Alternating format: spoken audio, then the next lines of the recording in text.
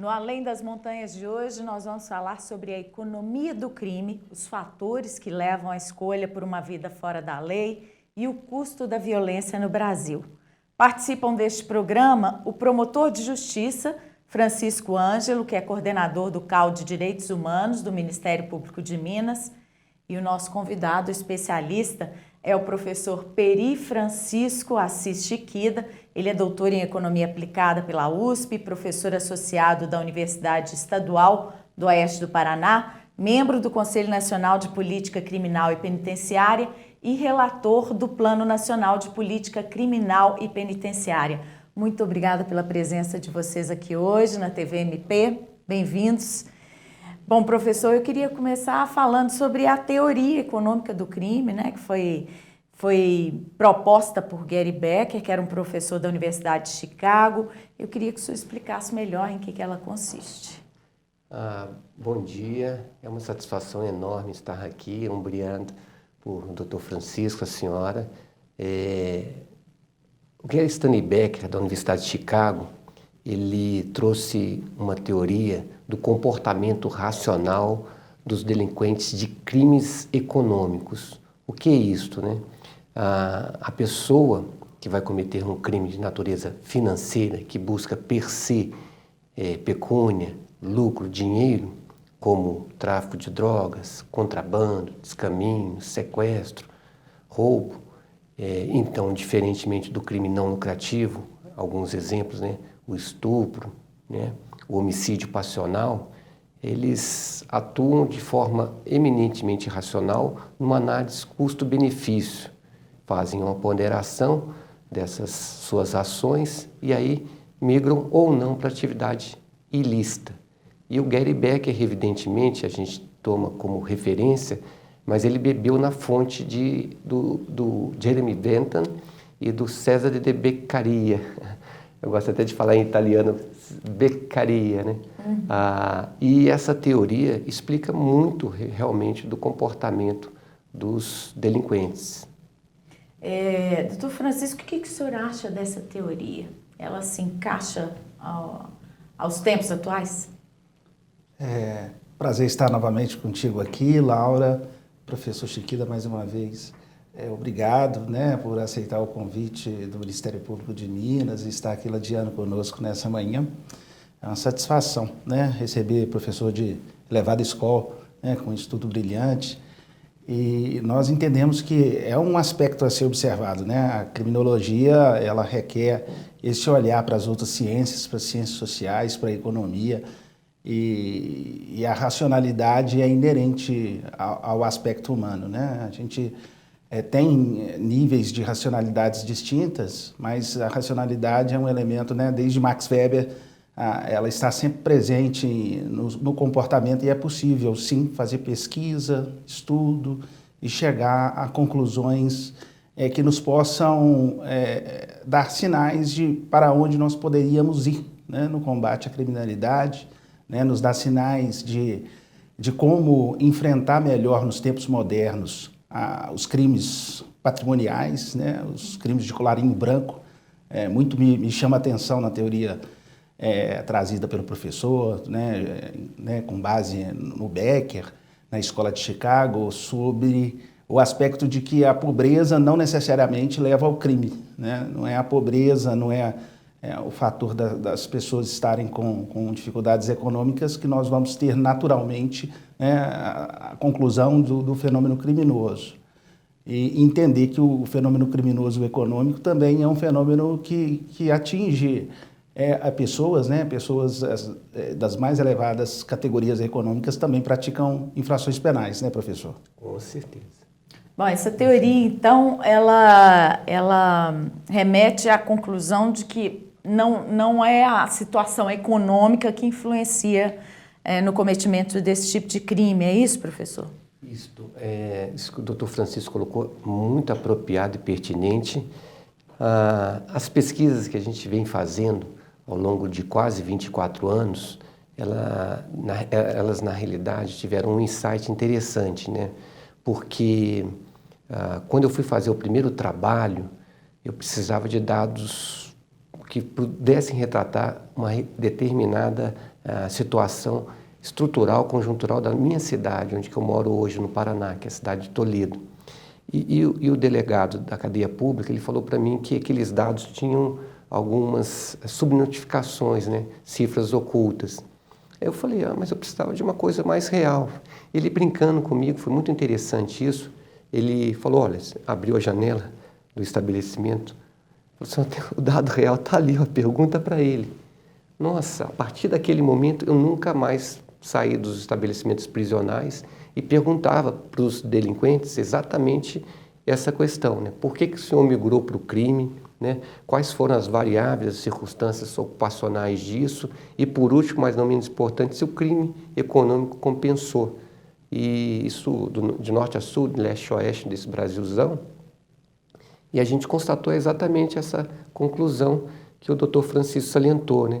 Então, os fatores como pobreza, desigualdade de renda, algumas pessoas costumam dizer que o capitalismo é incompatível com o equilíbrio econômico. Essas são as ações catalisadoras para essa pessoa migrar para a atividade ilícita. Mas quando você pergunta para ele, né, num percentual bem mais alto, ele fala, eu fui por causa da ideia de ganho fácil, cobiça, ambição, ganância.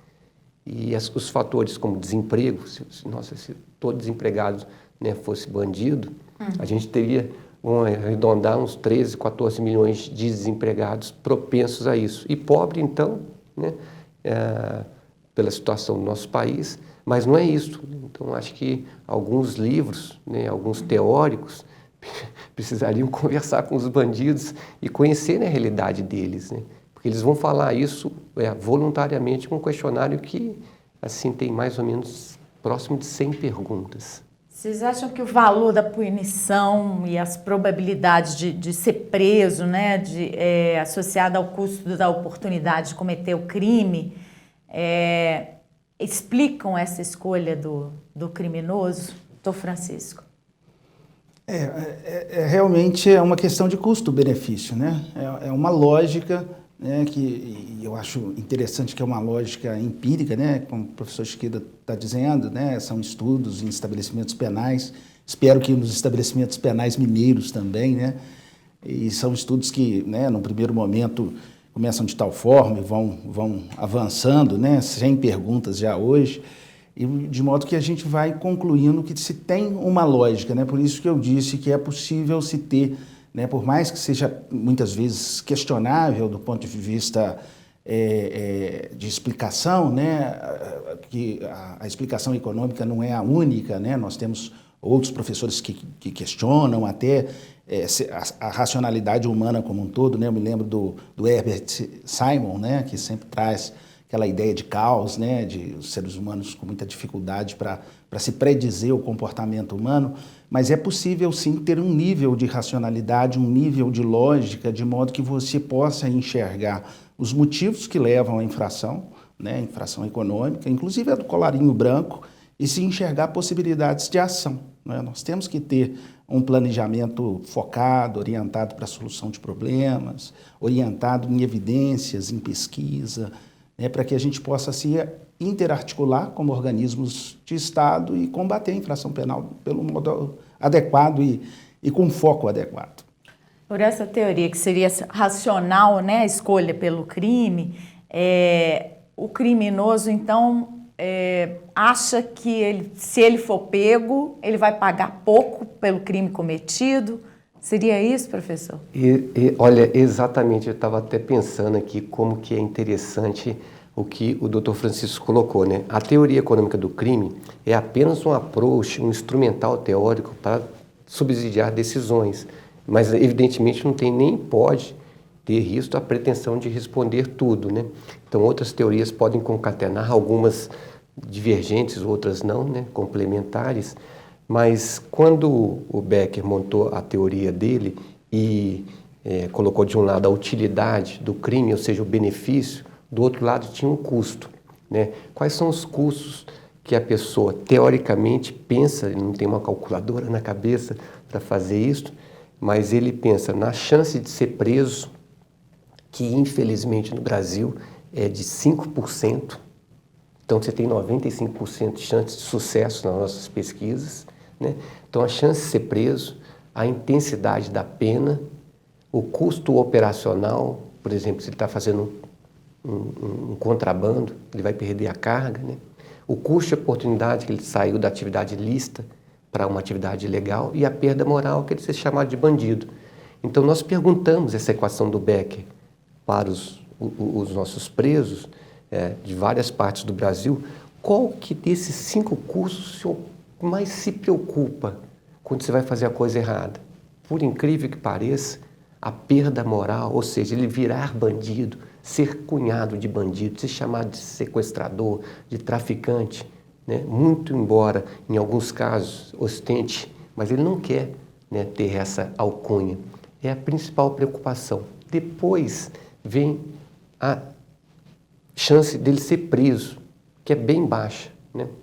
Depois vem o custo operacional, que é o que ele investiu e perdeu. E depois a intensidade da pena, ou seja, a punição. E aí a gente tem que esclarecer para as pessoas que a lei de execução penal não exclui a dignidade humana, mas quando você tem nesses cursos perguntando para todos os tipos e perfis de presos, desde não tem mais hoje, né, o ladrão de galinha, né, até o corrupto, é exatamente a perda moral, o W da equação do Becker. Então, a intensidade da pena, em alguns países que eu pude visitar e pesquisar, mas sem nenhuma robustez estatística, a intensidade da pena nos países árabes, doutor Francisco, é a grande preocupação. Uhum. E no Brasil, a impunidade e as circunstâncias, os fatores que, de certa forma, vão mesclar essa complexa teia da criminalidade, propicia esse caso. E os nossos trabalhos todos, onde que nós fomos pesquisar, os estabelecimentos prisionais que nós fomos pesquisar, e do Rio Grande do Sul a Roraima, da Paraíba ao Acre, o crime está compensando, infelizmente. Doutor Francisco, o senhor acha qual que é o maior problema no nosso sistema de repressão ao crime, né? Policial, a nossa estrutura policial, nossa estrutura judiciária, onde é que está o problema? Olha, Laura, infelizmente eu acho que já tem alguns, pelo menos 2 décadas aí, né, mais de 2 décadas aí que eu saí da academia da formação inicial e o grande quê, né, para essa pergunta é a certeza da punição, né? A certeza da punição em que a punição seja suficientemente capaz de inibir a prática criminosa, né? Só a possibilidade de aplicação de pena, né, possa ser um fator de desestímulo para o comportamento que faz essa relação, por exemplo, nesse campo de estudo, de custo e benefício. Então, pensar em penas apropriadas e pensar em penas suficientemente adequadas para prevenir, nós temos que também pensar em mecanismos, desde a prevenção a mecanismos como uma investigação eficaz, né, que se preocupe com os crimes graves. É importante que para os crimes graves a gente tenha a certeza da investigação, né? O modelo policial, por exemplo, norte-americano, né? Os estudiosos de polícia da década de 70, e esses estudos vêm avançando. Tem 10 obras interessantíssimas do NEP de São Paulo, né? Que traz lá o professor Bitter, Bailey, todos estudando o fenômeno criminal, e eles vão chegando a essas conclusões, né? Desde o início se tinha lá, né, para a polícia ostensiva a necessidade de se ter patrulhamento, de ter prevenção, de ter uma resposta rápida, mas sempre pensando também numa investigação efetiva. E para crimes graves, porque nós temos crimes econômicos, né, com esse aspecto econômicos muito graves, né, como é o caso do latrocínio, por um lado, que pode ser um crime entendido como um crime de rua, entre aspas. Nós temos grandes corrupções. Então, nós temos que ter certeza de uma punição que sirva para prevenir e que, né, possamos ter mecanismos adequados de investigação e efetivos de investigação para que tenhamos um desestímulo para esse sujeito que se sinta motivado por esses aspectos trazidos aqui pelo professor Pierri. Professor, o senhor acredita de alguma forma que as condições sociais no nosso país também influenciam? Ou o senhor acredita só nessa que essa teoria econômica do crime é mais forte entre os criminosos que o senhor conheceu? Essa pergunta tem acompanhado ao longo de 24 anos, em várias palestras, seminários que a gente tem participado, congressos também. Só complementando o que o Dr. Francisco colocou, a questão de política de Estado, educação, desenvolvimento, crescimento, isso aí a gente tem que pensar como condição sine qua non de qualquer governador, de qualquer presidente, qualquer prefeito no Brasil. Então a gente não está excluindo nada disso. Agora, a teoria econômica do crime... Que é isso que sanaria o cometimento de crime por uma questão social, econômica. Exatamente. A gente pergunta para o nosso pesquisado por que ele migrou para o crime. E também a gente pergunta o que faria com que ele não migrasse para o crime, né?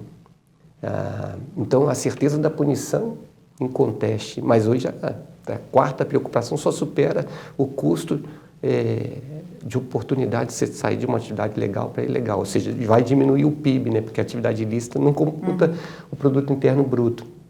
Mas, de qualquer forma, eles falam em investimento na tríade: família, escola e religião, né? Então, o Estado tem que ver isso. São as três grandes travas morais: família, escola e religião.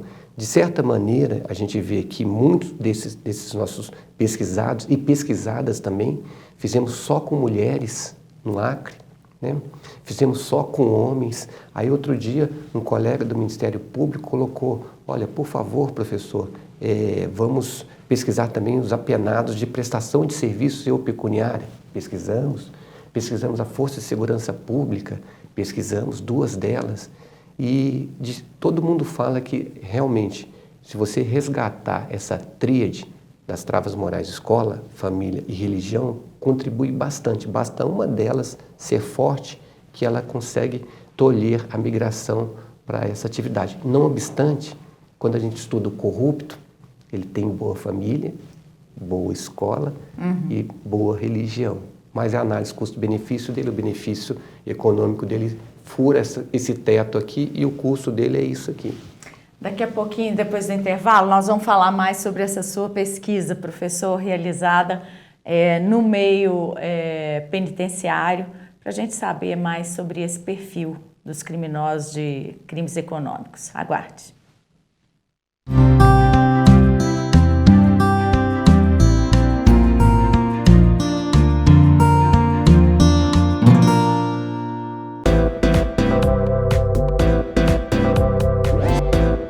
TV MP, em todo lugar, ao seu lado. Realização Ministério Público de Minas Gerais.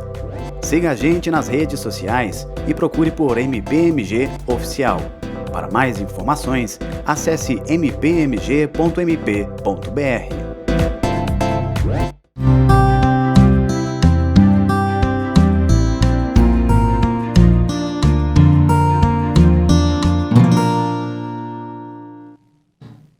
A economia do crime é o tema de hoje no Além das Montanhas. E aí vamos voltar à nossa conversa, professor.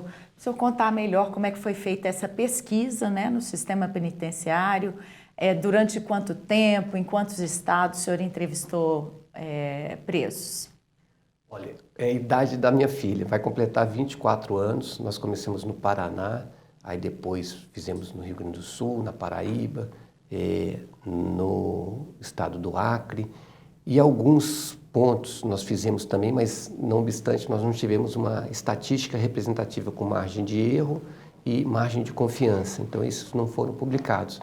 Mas hoje eu posso falar, assim, com bastante alegria, que eu conheço todos os estados da União e muitos estabelecimentos prisionais pelo Brasil afora, inclusive alguns estabelecimentos que eu acho que são exemplos a serem seguidos, que são os federais, que agora estão construindo muralhas. E no início dessas pesquisas é muito interessante como é que a dinâmica do Dr. Francisco vai mudando. Eu precisava da autorização da Secretaria de Segurança Pública, dos respectivos estados, para fazer essa pesquisa, né? Agora não, agora eu preciso também da autorização das organizações criminosas. para a gente aplicar o questionário, que estão instaladas. Então isso você vê como é que a dinâmica mudou e ao mesmo tempo o Estado tem que resgatar isso, porque não tem que pedir autorização para uma organização criminosa para pesquisar. E como é que isso se dava? Então, eu chegava no estabelecimento prisional, aí estava lá, né, uma determinada organização, que é a organização mesmo, não é mais facção criminosa. Comando Vermelho, né? E outros mais. Todos, né, dos mais variados possíveis e imaginários. Por exemplo, no Rio Grande do Sul, né, uma pesquisa que nós conversamos com o Dr. Corsini, citando o nome, uma pessoa sensacional do Ministério Público, e uma das perguntas, ele falou, professor, por favor, depois você traz a resposta de por que no Rio Grande do Sul ainda não entrou o Comando Vermelho e o PCC. Não entraram lá. O gaúcho é Inter e Grêmio. Ele é muito, nesse aspecto, ele é meio barrista, né? Também na questão do crime. Então tem os Mano, Aberto, Bala na Cara, V7, eles não deixam entrar. Aí um dia eu perguntando para alguns, terminavam o questionário, por que aqui não entra Comando Vermelho e PCC? Aí a resposta deles, assim, em estabelecimentos prisionais diferentes que nem se conhecem, professor, a gente não gosta, com todo respeito, nem de Corinthians, nem de Flamengo. Fazendo analogia ao estado do Rio de Janeiro, né? Sem desmerecer o grande clube do Flamengo e o grande clube do Corinthians, né, evidentemente, mas fazendo uma relação, uma analogia com o Rio de Janeiro e São Paulo, que são onde estão essas organizações. Então você tem que pedir autorização para eles e normalmente, nesse trato que eu tenho com eles, eu chego e falo assim, não, preciso aplicar o questionário, ele é assim, assado, mas o senhor vai ser inclusive o primeiro a responder. E ele fala assim, mas depois, como é que você faz isso? O cômputo disso? Eu falei assim, não, a gente vai fazer uma pesquisa com uma amostragem 90% de confiança, 5% de margem de erro e todos vão ser tabulados, porque se eu revelar a característica do perfil delinquente, do criminoso, com todo o respeito, né, que a gente não tem tem que falar com eles. Inclusive amanhã na palestra vou colocar uma entrevista que eu faço e a pessoa pergunta, por que você foi para o mundo do crime? Ele responde assim, financeiramente agradável, até traduzir isso, porque eu tive que dar essa palestra em inglês num outro país. E aí você vê como é que é. E normalmente, quando eles respondem ao questionário, eles falam, professor, muito interessante, né? Então o senhor tem a nossa autorização, eu vou lá chamar as pessoas, falei, não, por favor, você vai colocar todo mundo no pátio e eu vou selecionar para ter uma amostragem probabilística sem viés, né? Mas é um trabalho de learning by doing, aprendendo, fazendo a cada dia, e a gente vem aperfeiçoando, mas conforme nós citamos aqui, é um approach, um instrumental teórico para a gente poder subsidiar decisões a respeito do enfrentamento, sobretudo, de organizações criminosas, corrupção e criminalidade violenta, que está no nosso Plano Nacional de Política Criminal e Penitenciária do Ministério da Justiça e Segurança Pública. Doutor Francisco, aqui em Minas a gente tem esse problema desses grupos criminosos, né, que dominam o sistema penitenciário, que comandam, inclusive, né? Nós temos um sistema penitenciário complexo, né, 182 unidades, é um sistema robusto e essas variáveis, elas no tempo, elas são distintas, né? Mas nós não somos um estado tão caracteristicamente marcado por organizações dessas maiores, né? Mas certamente é um estado que tem certa permeabilidade para esses grupos criminosos, né? Aqui focando, né, Minas como um estado muito amplo e com várias fronteiras, isso é uma realidade que não se pode descartar e é uma realidade sempre presente, né, no trabalho dos colegas, os trabalhos junto ao GAECO, sempre se encontra essas referências, né? E a pesquisa nós precisamos cada vez mais fomentar para que a pesquisa seja feita sem esse tipo de entrave, vamos dizer, informal ao sistema, para que a gente possa levantar realmente, inclusive, essa correlação de faccionados, né, de facções reinantes num determinado momento, para que a gente possa pensar nas soluções, né? Então, muito importante a gente ter a pesquisa para poder ter né, como o professor disse, com a metodologia apropriada, né, é quase um estudo etnológico, né, de realmente viver aquilo, né, e poder, talvez, eu me lembrei aqui, professor, do professor Michel Thiollet, da pesquisa e ação, né, a pesquisa e uma produção, né. O Ministério Público está atrelado ali ao pesquisador, aqueles resultados, né, como o senhor disse que o colega do Rio Grande do Sul também fica curioso, nós também ficamos, porque a gente pode prospectar o que fazer daí para frente diante do dado encontrado. Qual que é o perfil desses criminosos que o senhor entrevistou? E eles pertenciam realmente a esses grupos criminosos? Isso é muito interessante, né? O perfil, normalmente, né, a gente pode constatar que a cor é a predominante da região. Por exemplo, no Rio Grande do Sul, no Paraná, a maioria é branco, né? Aí você vai subindo, aí a cor já vai modificando conforme a maior projeção regional, né? Então, pardo mais lá no estado do Acre, né? Na Paraíba, as pessoas mais de cor negra.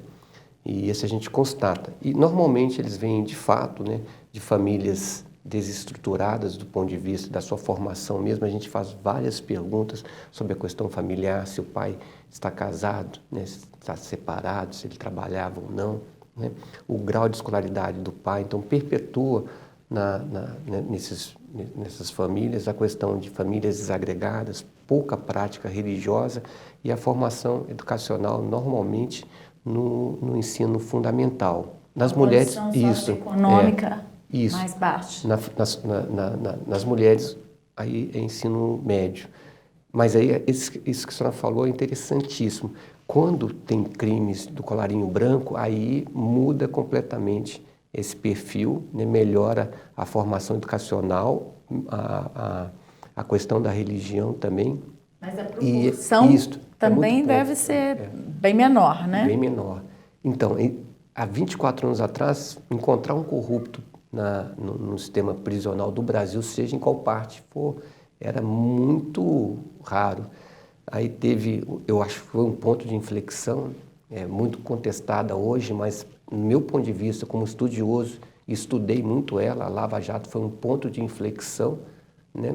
Aí eu pude conversar, inclusive, no estabelecimento prisional com alguns da Lava Jato, com algumas operações lá no estado do Paraná, como a Operação Peculho, que foi na cidade de Foz do Iguaçu.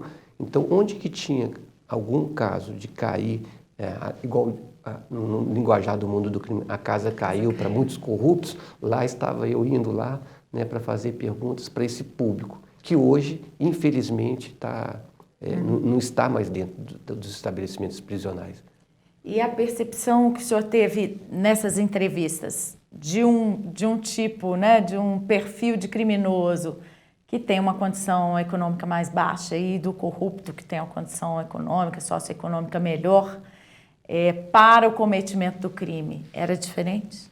Olha, eu costumo até falar que tem alguns perfis para a gente estudar e analisar, né, o crime econômico, mas a gente já analisou o trabalho atrás das grades. Inclusive, o artigo é o trabalho atrás das grades. E o corrupto ele faz um escárnio em relação à sociedade, né? Não estou aqui fazendo um juízo de valor. É a nossa percepção, o feeling de passar horas e horas pesquisando os dois perfis. Mas o corrupto, ele tem uma amálgama que vai ligar com esse traficante que não teve uma boa formação educacional, né? E é familiar também, os pais são separados, tudo, né? Perpetua um monte de negatividade nessa família. E esse aqui não teve isso. Mas o que cola, o que vai juntar e vai montar o perfil é a análise custo-benefício. Então, enquanto esse traficante está ganhando uma relação custo-benefício de tantos por cento, o corrupto é exponencial. E ele vai dizer na nossa cara, os professores que estão pesquisando, que a gente vai em equipe, que ele não vai ser punido, né? E que ele precisava fazer isso, porque se ele não fizesse, o outro faria. Então, toda a condução microeconômica de análise custo-benefício favorável, a impunidade fazendo isso, e ele responde para a gente: professor, você sabe muito bem disso, daqui a pouco eu vou estar na rua, né? E meu patrimônio, qual que é o seu patrimônio? Ainda questiona a nossa pesquisa, a nossa condição social, e a gente, evidentemente, também responde para eles, olha, a minha condição socioeconômica está bem aqui ainda sua, né? Mas eu posso deitar num travesseiro, olhar para a minha família e falar que fui honesto, né? E sou honesto, né? Doutor Francisco, uma educação violenta, a falta de base familiar, né, como a gente vem falando aqui, e também o uso de drogas influenciam muito nesse cometimento do crime, na escolha pela vida criminosa? Olha, o que me ocorre aqui é um artigo que eu li, agora recentemente, do próprio professor Chiquida, né, exatamente trazendo esses dados da pesquisa de campo, de que, salvo engano, 1/3, né, desses criminosos, vamos dizer, do chão de fábrica, né, da rua, eles são, de alguma forma, envolvidos com violência na sua formação, seja em casa, na sua circunvizinhança.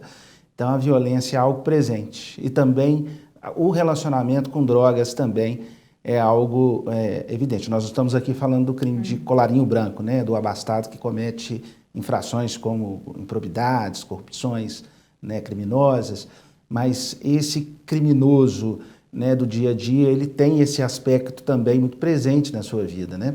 Então, é importante a gente pensar também que é certo, né? Acredito que uma das conclusões que pobreza não leva à corrupção, né? Nós não precisamos ter na nossa preocupação, né, no medo urbano de que é a pobreza, é a pessoa menos abastada, muitas vezes a que mais carece de políticas públicas, que é a pessoa necessariamente envolvida com a infração penal. Mas nós temos um outro aspecto, né, de que é possível aliar políticas públicas de direitos humanos na prevenção criminal, né? Talvez isso possa ser elemento capaz, né, de desestimular em parte alguns, né? Porque a lógica econômica vai nos dizer que tanto abastados quanto pessoas sem recursos, por um critério bem objetivo, racional, econômico, você vai ter o criminoso. A gente tem criminosos nos Estados Unidos. Os Estados Unidos é cheio de gangues, né? A criminalidade existe no Japão, existe em outros países. Mas nosso país é um país extremamente desigual e a gente também precisa atacar, porque os achados de pesquisa também mostram, né, que essas pessoas, além da falta de barreiras informais, né, a gente requer as formais, a punição, o sistema de justiça, a investigação, essas informais que o professor traz, além dessa falta dessas barreiras informais, né, das agremiações coletivas, né, a religião uma delas, né, a escola, a formação, a questão moral. Além disso, nós temos, né, das mais diversas constatações de necessidades também de trato da violência, né, dessa violência às vezes muito presente, né? Eu tive agora num curso sobre vítimas com colegas de ministérios públicos de Portugal, da Espanha, da Itália, e uma coisa presente é essa questão da violência em casa, da violência entre paredes, né, da nossa violência doméstica entendida como um todo, contra crianças, idosos, mulheres. E trabalhar esse aspecto também é um objeto de atenção nossa do Ministério Público, porque acredito que vai ter uma variável que vai permitir que a gente possa, né, de certa forma, contrapor a essa lógica racional, né, que o professor vem encontrando nos seus estudos. Professor, uma curiosidade. Quem está preso, está cumprindo pena, teve que devolver o que roubou, ainda assim acha que o crime compensa? Exatamente. Exatamente. A gente faz uma pergunta nefrálgica, aquela que a gente pergunta qual foi o seu custo de 0 a 9, que a gente precisa de 5 números aqui, 5 números aqui para depois fazer um teste matemático. Então tem 0, 1, 2, 3, 4, 5, 6, 7, 8, 9. E o 10 está fora, então a pessoa tem que raciocinar. Aí pula algumas perguntas lá, qual foi o benefício? Aí você vê que o retorno, inclusive, na entrevista que eu vou mostrar amanhã, com autorização desse líder de organização criminosa, ele fala que o lucro dele foi de 8 e o custo foi de 4, ou seja, 100% de lucro na atividade criminosa dele. E ele está preso. Ele fala assim, eu tive esse sucesso. No início a gente perguntava, bem no início a gente perguntava se o crime compensou. E as pessoas respondiam, olha, por estar preso, não. Agora, quando você faz essa pergunta de análise econômica, aí ele responde que sim, de uma forma pelo benefício maior que o custo. O corrupto que devolveu o dinheiro, né, alguns, né, uma monta gigantesca, é assustador como que ele responde para a gente que o crime foi absolutamente compensador.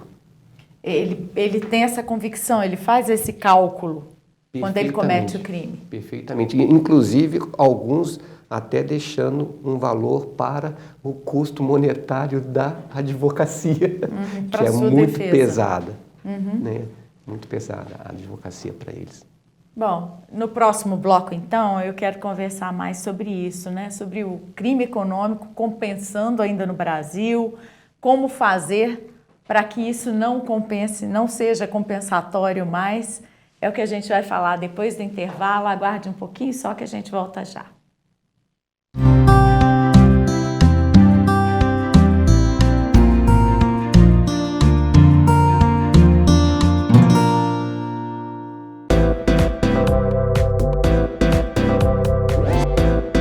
TVMP, em todo lugar, ao seu lado. Realização: Ministério Público de Minas Gerais.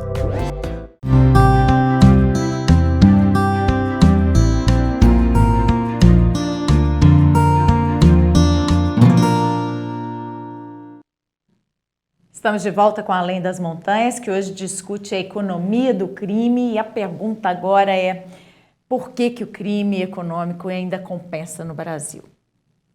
Olha, infelizmente, este é o resultado que as pessoas, inclusive, ficam falando, professor, mas você não pode falar isso, porque você está fazendo apologia ao crime. Eu falei, não, esse é o resultado maior da pesquisa, o crime está compensando. Por outro lado, as pessoas que estão na lida criminosa, num enfrentamento mais violento, eles têm uma expectativa média de vida de próximo de 27 anos, 28 anos, na média. Então, eles vão morrer bem jovens e de uma maneira bem violenta. Mas eu diria que o resultado é uma balança, onde que os fatores estimulantes do crime estão pesando para cá e os dissuasórios estão bem levinhos. Então, a análise custo-benefício, famílias, travas morais, família, escola, religião fragilizadas, exceto do crime do colarinho, da corrupção, né? A impunidade desse lado aqui também, na análise micro deles. E do outro lado, os fatores dissuasórios, que são a questão das leis, realmente, né? Tudo beneficiando ao sujeito que vai ser preso. Eu não digo que bandido bom é bandido morto, sim, um extremo extremamente errado. E que o outro lado também é tão errado quanto que bandido é vítima da sociedade. Aliás, a sociedade que é vítima do bandido. Então tem que ter equilíbrio nesse aspecto. Mas o Estado, não sendo respeitado, eu esqueci o nome do teórico que fala isso, ele tem que ter uma ameaça, ele tem que ser uma ameaça crível. Então ele tem que fazer cumprir a lei de execução penal, que não exclui a dignidade humana, evidentemente. Então a pessoa tem que pensar, assim, ó, se eu fizer uma coisa errada, eu vou receber a punição à altura do que eu fiz de errado. Isso Becker matematizou, mas quem falava era o Marquês de Beccaria e o Jeremy Bentham. Então, enquanto esse peso dos fatores estimulantes estarem, com certeza, contribuindo para a migração dessas pessoas para a atividade ilegal e os fatores dissuasórios não estarem funcionando, a gente vai ter essa criminalidade que a gente pode consubstanciar em 3: organizações criminosas, criminalidade violenta e corrupção, que isso é um grande mal para a sociedade. Doutor Francisco, o crime sendo de interesse econômico, ele não deveria, a punição não deveria vir exatamente por esse caminho, secando esse recurso econômico conquistado através do crime? A nossa legislação não é muito benevolente nesse aspecto? Certamente, certamente. A gente pode ter como exemplo na nossa Constituição, o artigo 245, fala do dever de reparar as vítimas de criminalidade violenta, né? Ela se preocupa com isso, né? Nós estamos no movimento em defesa das vítimas E o aspecto de reparação é um dos pilares, é um dos eixos, né, para se ter uma atenção, como o professor disse, né, a sociedade é vítima, nós temos vítimas concretas, né, de carne e osso, de uma criminalidade econômica, e muitas vezes econômica e violenta, e nós temos que ter esse aspecto de reparação, né? Temos o aspecto de informação, participação, proteção e reparação. Mas a própria Constituição são extremamente valiosa, analítica, extensa, mas nesse aspecto de reparação ela foi tímida, talvez, né? E nós precisamos, né, nesses novos tempos, né, pensar um direito penal que seja justo enquanto processo, né, um direito penal, um processo penal que seja justo enquanto processo, inclusive para as vítimas, mas que seja também eficaz do ponto de vista de dissuasão, né? Não só de uma pena capaz e suficiente para prevenir o crime, mas também de uma possibilidade efetiva de reparação, né? E eu posso trilhar nesse caminho, inclusive trazendo a necessidade de que cada vez mais nós tenhamos também uma investigação patrimonial apropriada, né? Ouvir as vítimas, por exemplo, os seus prejuízos, né, as suas demandas econômicas, né, em decorrência de um fato criminoso é muito importante. Então, focar na reparação é importante para todas e todos, assim como focar na reparação dos grandes delitos economicamente cometidos, né? Esse é um norte que muitas vezes, né, na lógica muito bem aqui trazida pelo professor, vai ter um fator de reparação e de prevenção mais efetivo, né? Se o criminoso ali, dessas grandes infrações penais, econômicas, apesar de estar descontente com a pena que está cumprindo, né, ou parcialmente cumprindo, ele está feliz com o resultado do custo-benefício, esse foco, por óbvio, ele deva ser um dos trabalhos da polícia, do Ministério Público. Eu estava pensando aqui, professor, no que o senhor falou, né, do corrupto que está lá, que fez o cálculo dele para o crime, né, que o crime compensa e que separa, inclusive, uma parcela para pagar os advogados. A lei não deveria impedir uma coisa assim? Com certeza, com certeza. Ele não usa o recurso do crime que ele cometeu para pagar advogado, para ter uma melhor defesa? Inclusive, isso é bom que se diga, né? O corrupto normalmente ele tem que ficar isolado dos outros, porque senão é o sujo falando do mal lavado, que é a gíria que se fala no mundo do crime. Mas os outros bandidos vão falar: pô, você está tirando da sociedade, da escola, da saúde. E a gente não, a gente está fazendo uma coisa mais micro, para a gente sanar nossas limitações de desejos, né? Aquela cobiça, ambição, ganância.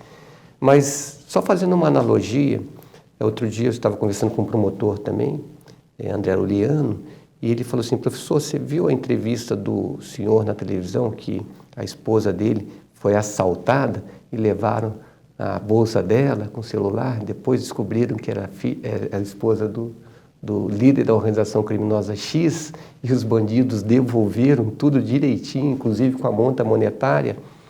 Então a gente viu que ali ele racionalmente pensou o seguinte: olha, ele é o grande líder da organização criminosa e a minha pena vai ser crível, minha ameaça vai ser retumbante, então vou devolver para ele, né?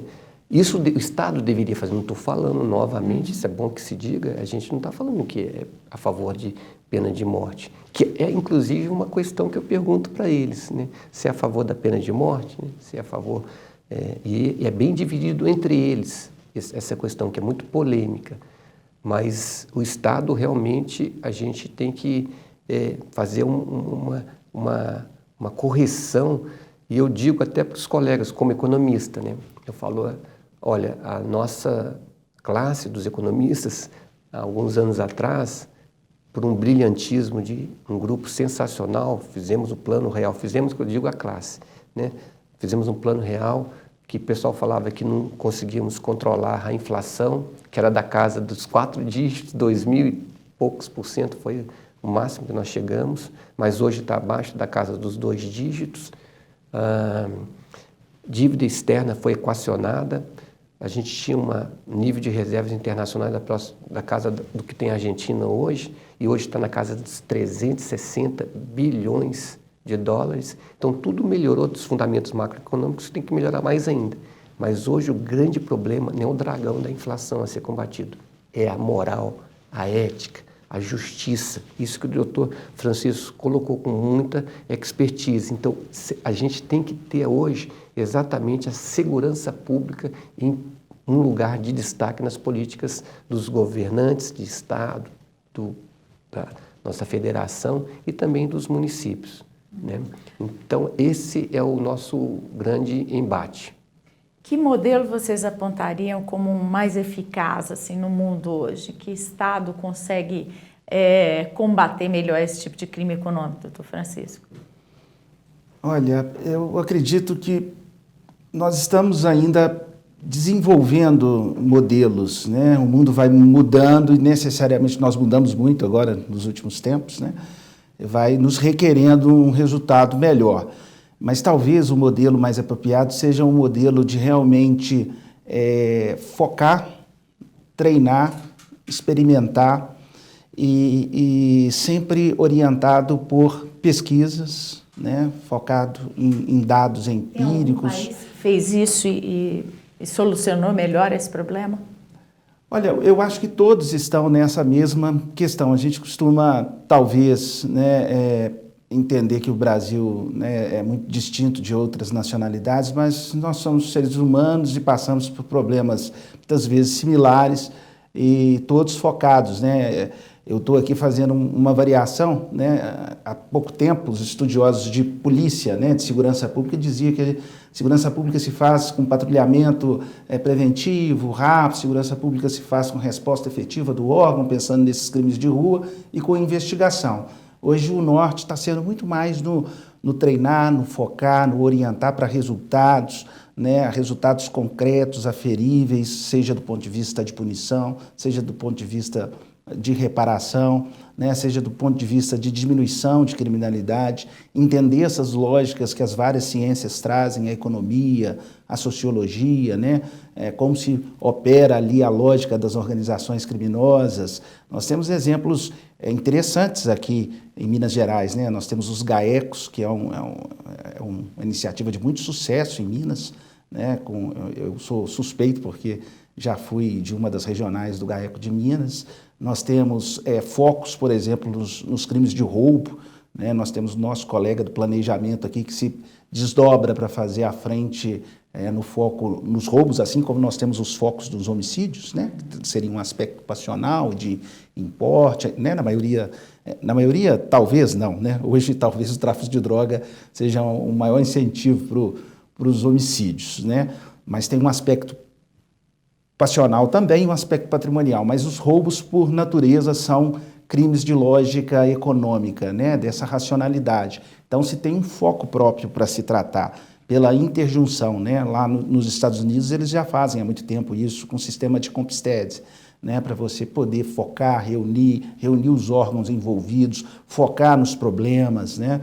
Muitas vezes debelar uma organização ou um grupo que pratica crime de roubos vai se impedir vários delitos que estavam sendo cometidos ali pela aquela mesma turma, né? É igual aquele assalto em circular de ônibus, né? Se a polícia focar, ter estratégia, observar as incidências, ela vai conseguir ali atingir quem precisa atingir e evitar uma criminalidade recorrente que até então vinha sendo observada. Então, é isso, é orientar para resultados, orientar-se por pesquisas, testar, focar e tentar ir achando mecanismos de tecnologias, né? Tecnologias não só, como a gente tem acompanhado um projeto aqui de bodycams, né? E com atrelada a PIEs para evitar letalidade, a polícia tem avançado nisso, mas eu digo tecnologia como modo de fazer, né? Como é que nós vamos definir o nosso perfil de profiling para que a gente não reproduza e não traga um questionamento de racismo estrutural quando a gente for pensar em profiling, em captação de imagens, em comparação de rostos, né? O senhor estava falando aqui de fenômenos de cor ao longo do Brasil como um todo. Como é que a gente vai ser efetivo e, ao mesmo tempo, não vai reproduzir algo que, em tese, seria um racismo estrutural, né? Seria, do ponto de vista sociológico, não apropriado. Então, os órgãos de segurança, o Ministério Público, devem estar preocupados com isso, né? A gente pensa por exemplo, em padrões que sejam padrões suficientemente, inclusive, apropriados, adequados, né? Porque hoje a gente convive também, né? Nós estamos com um país muito dividido, né? Por óbvio, não preciso aqui dizer, todos nós estamos vendo, as eleições, né, dividiram muito, mas você tem uma possibilidade de achar um equilíbrio, e é isso que eu sinto aqui na posição do professor, né? Nem tanto para um lado, nem tanto a um outro extremo, né? Achar um equilíbrio para focar na resolução adequada de problemas, né? E para fechar aqui, eu me lembro agora das recentes decisões do STJ, né? Nós que temos esse aspecto do controle externo, né? Estamos no centro de apoio que também cuida dessa pasta, essas decisões recentes que vêm cada vez limitando mais certas abordagens policiais, por exemplo, o stop and frisking, né? Parar e revistar, a busca e apreensão, por essas questões estruturais da pobreza, de racismo. E como nós vamos lidar? Nós vamos só reclamar disso? Por óbvio, muitas vezes o Ministério Público vai manejar os instrumentais jurídicos apropriados, se discordar, né? Mas, diante da decisão e da constatação, será que ela parte de um pressuposto totalmente equivocado, ou será que nós temos outros aspectos a agregar para que a gente não precise ter decisões desfavoráveis a um sistema de segurança pública, né? Talvez a gente pensar no sistema de segurança pública que seja favorável do ponto de vista de efetividade, do ponto de vista de responsabilização certeira e de reparação, mas também que no processo ele seja justo, né? É a justiça do processamento, que no processo a gente possa também não reproduzir desigualdades e menosprezo a pessoas que tanto sofrem com dificuldades econômicas. Professor, que modelo o senhor apontaria do que o senhor conhece no mundo, né, para repressão ou para prevenção desses crimes econômicos? Olha, ficou até fácil, porque o doutor Francisco me ajudou na grande parte das respostas. Mas tem algum país que o senhor apontaria que tem uma solução? Não indo lá nos países árabes, né, que cortam a mão, que tem pena de morte? A oportunidade de ser professor visitante, não querendo bater palma para o louco dançar, até porque o louco seria eu. Mas eu fui professor visitante nos Estados Unidos, na Itália, em Portugal, na Espanha, na Alemanha, na Romênia e no Paraguai também. Tem que ajudar nossos patrícios aqui. E sempre quando eu vou nesses países, eu vou em estabelecimentos prisionais e também busco analisar a questão da segurança pública. Então eu estava num determinado país, foi muito engraçado, eu perguntei assim, olha, se eu for andar aqui, eu tenho algum perigo aqui? Aí a pessoa me falou assim, se estiver nevando, você pode escorregar. Mas não era esse o sentido que eu gostaria. Mas eu entendi que ele era seguro, né? Obviamente. Mas saiu, agora mais recente, um artigo meu, saiu no dia 15/11, plano real, é possível um plano real de combate, enfrentamento da criminalidade no Brasil. Aí a gente tem que mexer com o nosso executivo, voltar um presidente, mutatis mutandis, o Itamar Franco e sua equipe, que implementaram um plano real, né? E o nosso legislativo ele tem que ficar imbuído disso. Então a gente tem muito problema no executivo, que não está comprometido com isso, né? E no judiciário, que também não está comprometido com isso, e muito menos no legislativo. Ou seja, e isso em alguns outros países, né? No Japão, agora nós vamos ter, no nosso Conselho Nacional de Política Criminal e Penitenciária, um pessoal que vai vir do Japão, que é um exemplo, de certa forma, de enfrentamento dessas coisas. Mas a cultura lá é milenar, né? Eu agradeço muito, professor, pela sua participação aqui. Doutor Francisco, obrigada. Sejam sempre bem-vindos aqui. E a você que esteve nos assistindo, obrigada pela audiência. Continue ligado na TV MP. Até breve.